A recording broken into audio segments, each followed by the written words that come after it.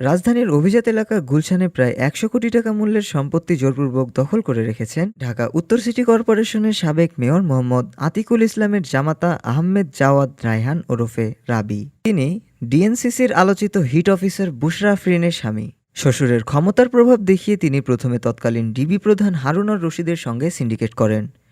তারপর ভাড়ায় নেওয়া বাসায় গড়ে তোলেন সীসা বার। বাড়ির মালিককেও হুমকিতে তটস্থ রেখে দখল করে নেন। অভিযোগ রয়েছে, আবাসিক হিসাবে ভাড়া চুক্তি রেখে রেস্তোরাঁ বানানোয় বাড়ি ছাড়তে নোটিশ দেন বাড়ির মালিক মর্তুজা রেজা।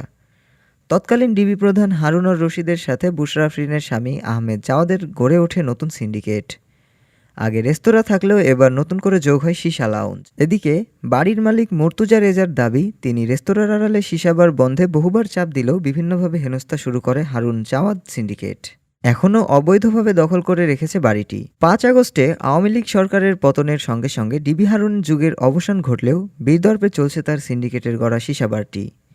কিন্তু মাদকদ্রব্য নিয়ন্ত্রণ আইন ২০১৮ অনুযায়ী সীসাকে মাদকদ্রব্যের খ শ্রেণীতে তালিকাভুক্ত করে নিষিদ্ধ করা হয়েছে। ডেস্ক রিপোর্ট, আজ বার্তা, ঢাকা।